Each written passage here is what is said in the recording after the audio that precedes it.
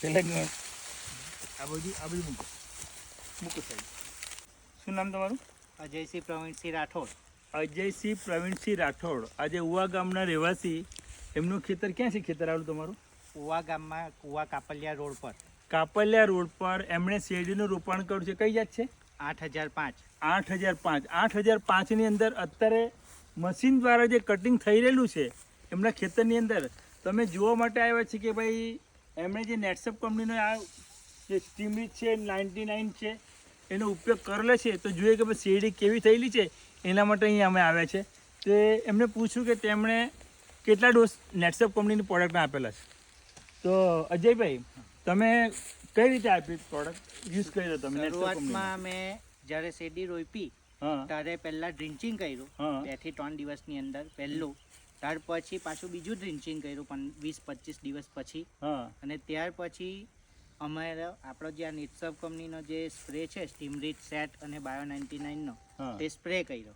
અને ત્યાર પછી NPK વામ અને ઝીંકના જે બેક્ટેરિયા ને એ જે ખરું તે બધું કૃણાલભાઈના માર્ગદર્શન હેઠળ બધી ટ્રીટમેન્ટ કરી. તેનાથી આજે આ પરિણામ છે. પરિણામમાં ડ્રિન્ચિંગ કેટલી વખત તમે કર્યા? ડ્રિન્ચિંગ 2 વખત. ડ્રિન્ચિંગ 2 વખત ને સ્પ્રે કેટલા? સ્પ્રે 4 વાર.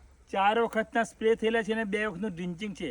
ને તમારા રાસાયણિક ખાતરનો ઉપયોગ તમે કેટલો કરેલો છે? રાસાયણિક ખાતર વિંગે 2 ડાઈ, 2 સલ્ફેટ અને 2 પોટાશ ને 1 ગુણ યુરિયા.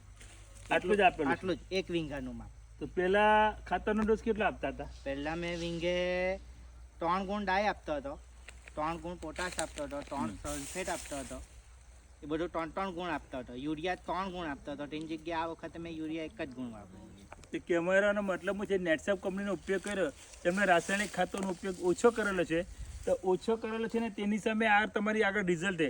તો જોઈએ કે કઈ છે જાત? 8005. 8005ની અંદર એ લોકોની કેટલી પેર છે? તો જોઈએ આપણે કેટલી પેર છે. હા, ગણો. 1 2 3 4 5 6 7 8 9 10 11 12 13 14 15 16 17 18 19 20 21 22 23 24 25 26 27 28 29 30 30 થી 31 પેર છે અત્યારે હાલની અંદર, બરાબર ને? અત્યારે જોવા જઈએ તો સુગર ફેક્ટરીનું મશીન દ્વારા કટિંગ છે. એટલે હવે નેક્સ્ટ ટાઈમ આપણે જોઈશું કે આ 30 પેરની અંદર એમનું વજન કેટલું આવ્યું એ આપણે આ આગલા વિડીયોમાં જોઈશું. કારણ કે જ્યારે સુગર ફેક્ટરીમાં માલ જાય ત્યારે એનું જે વજન આવે ને તેના પરથી આપણને ખબર પડશે કે એમનો ઉતારો કેટલો આવ્યો. તમારું શું કહેવું છે? આજે તમે પ્રોડક્ટ નેટસપનો ઉપયોગ કર્યો ત્યાર પછી તમને રિઝલ્ટ કેવું દેખાય છે? રિઝલ્ટ તો ઘણું સારું દેખાય છે.